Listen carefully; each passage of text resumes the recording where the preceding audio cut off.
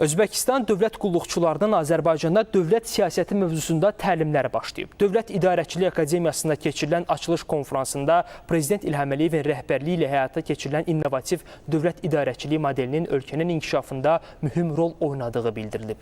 Qeyd olunub ki, bu cür proqramlar idarəçilik sahəsində təcrübə mübadiləsinə və beynəlxalq əməkdaşlığın genişlənməsinə xidmət edir. Özbəkistanın Azərbaycandakı səfiri Bahrom Aşrafxanov iki ölkə arasında münasibətlərin ortaq tarix və qarşılıqlı etimada əsaslandığını vurğulayıb.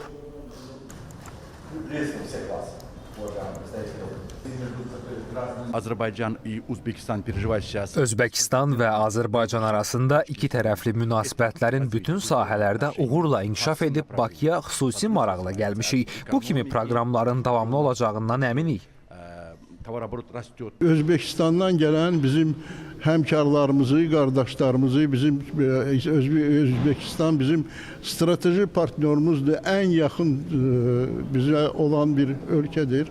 Onların ixtisasçılarını qəbul edirik və bu texnologiyaları onlarla bölüşəcəyik. Qazaxıstandan bir qrup ayın 15-dən sonra gələcək.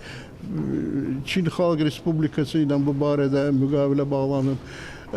Onun üçün bugün biz Özbekistan həmkarlarımızla bu tədbiri həyata keçirdəcəyik.